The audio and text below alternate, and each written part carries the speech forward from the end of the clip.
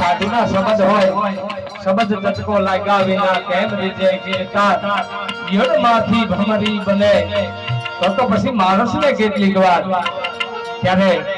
આખા ભારત દેશમાં શિક્ષા લેતા લેતા સમય સમયનું મિત્રો ભજન છે મેં હમણાં કીધું કે કોઈ સમયે કદાચ એવો કોક સંત આત્માને યાદ કરી લે તો આવા આત્માને મોક્ષ મળી જાય ત્યારે વસંતરનાથજી એક ઘીરે બીજા ઘીરે જો કે બાબા સાધુનો વેહ કર્યા પછી 92 લાખ મારવાનો ધણી હોય તો એને ભિક્ષા દેવી પડે પણ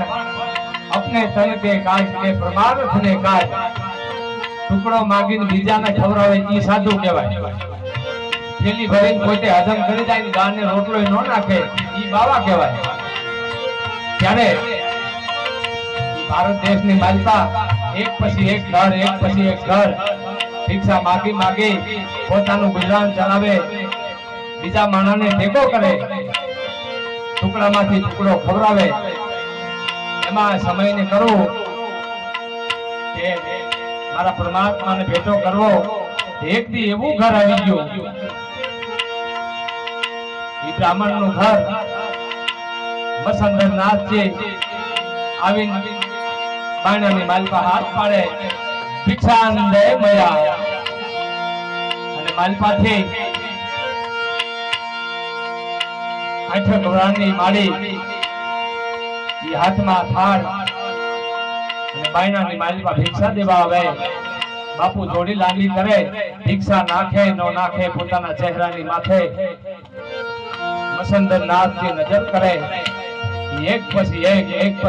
બે આંખમાંથી એક આંખમાં શ્રાવણનો બીજીની આંખમાં ભાદરવો કારણ કે સામે સંત હતો આ માથી રહેવાનું નહીં અને આંખની માલિકા આંખોડા નીકળી ગયા અને બાપુ અલૌકિક હતા પોતાની જોડી પાછી ખેંચી લીધી કે મૈયા તારી આંખમાં આંસુ છે અને કદાચ તને દુખી અને હું આ ભિક્ષા લઈ તો જાઉં પણ મને ઈ લોહી સમાન છે કારણ કે કોઈને દુખીને ન ખાવું કોઈને દુભાવીને ન ખાવું મોઢે માગી લેવું પણ કોઈ મિત્રો કોઈને દુભાવીને ન લેવાય ત્યારે કે મૈયા મને વાત કરો કે તારે શું સુખ છે આ ભિક્ષા મને હવે ન ખપે મારી કે ના ના મને તમે સંત દેખો એટલે મને આ હરખના આંસુ છે संत न हो तो संसार में तो तुझ जात ब्रह्मांड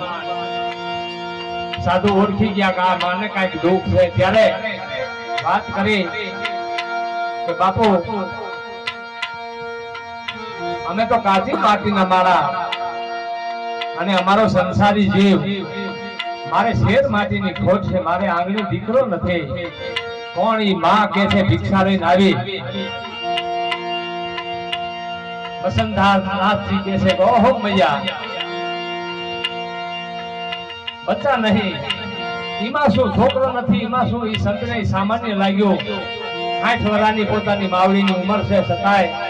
हाथ काढीने पोतानी जोड़ी नी मालपाथी फળ काढीने दीधो के आलो मारी आने आरोगी जायजो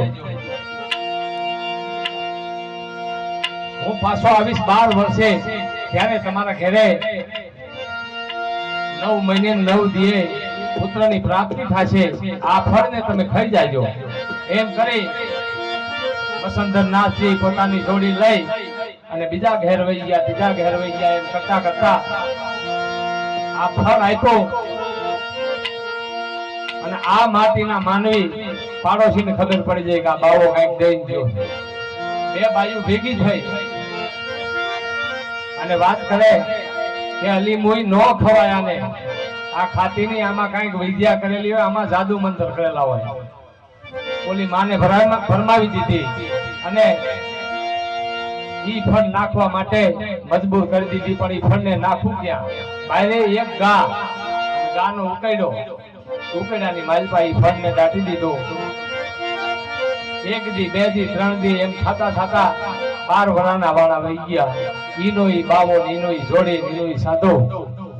ભિક્ષા દે મયા કરીને આવીને ઉભો રહ્યો. ઈના ઈ માડી પાછી નીકળી ઘરની માલપાથી. અરખે પડખે બાપુ નજર કરે વસંતરનાથજી, પણ છોકરો ક્યાંય દેખાય નહીં. પછી ઈ માને વાત કરે કે માં, મેં આપેલું ફળ તમે ખાધું, દીકરો ક્યાં છે? તમને પુત્રની પ્રાપ્તિ નથી. કે બાપુ હાચી વાત કરી દો, હું માં સૌ ખોટું નહીં બોલું. અડખે પડખેની પાડોશીઓ ભેગી થઈ અને મને ભરમાવી દીધી કે આમાં કઈક વિદ્યા કરેલી છે, આમાં કઈક જાદુ મંત્ર હશે. કે ઈ ફળને મેં ઓલા ઉકેડાની માલ પર દાટી દીધો છે. વસંતરનાથજી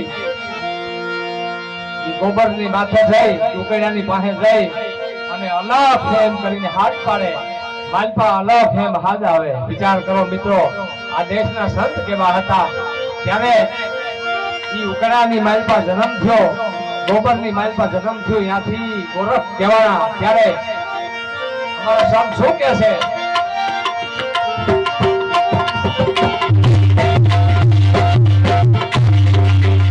કહે રે મત